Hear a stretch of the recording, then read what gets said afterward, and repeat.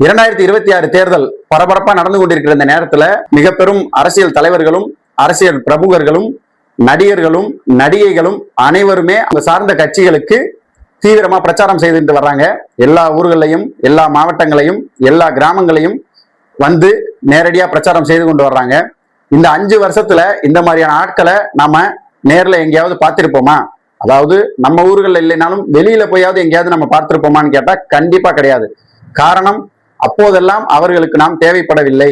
இப்போது நாம் ஒவ்வொருவரும் அவருக்கு தேவை. காரணம், நாம் கிடையாது. நம்முடைய வாக்கு என்பது பொக்கிஷம், நம்முடைய வாக்கு என்பது நமது உரிமை.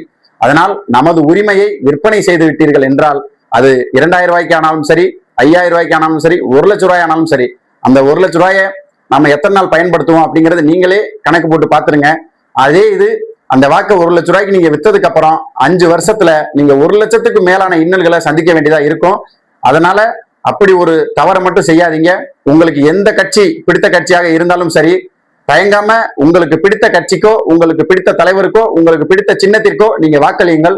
அதை விட்டு பணத்திற்காகவோ ஆதாயத்திற்காகவோ யாரும் வாக்களிக்க வேண்டாம் என்று தயவு கூர்ந்து கேட்டுக்கொள்கிறேன். இந்த ஒரு முறை ஆதாயத்திற்காக உங்கள் வாக்கை செலுத்தி விட்டீர்கள் என்றால் வரும் 5 வருடமும் உங்களுடைய வாக்கு உங்களை தாக்கிக் கொண்டேதான் இருக்கும் என்பதை நான் இந்த நேரத்தில் தெரிவித்துக் கொள்கிறேன். எனவே தமிழக மக்கள் அனைவருக்கும் நான் கூறிக்கொள்வது, உங்களது வாக்கு உங்களது உரிமை, உங்களது வாக்கு அவர்களுக்கு பொக்கிஷம். எனவே நமது வாக்கினை எந்த ஒரு ஆதாயமும் இல்லாமலும் எந்த ஒரு பணமும் வாங்காமலும் செலுத்துங்கள். அனைவரும் இந்த நேரத்தில் நமது மனதில் வைத்துக் கொள்ள வேண்டிய ஒரே ஒரு தாரக மந்திரம், என் வாக்கு விற்பனைக்கு அல்ல என்பதுதான். இதை நானும் கூறிக்கொள்கிறேன். என் வாக்கு விற்பனைக்கு அல்ல.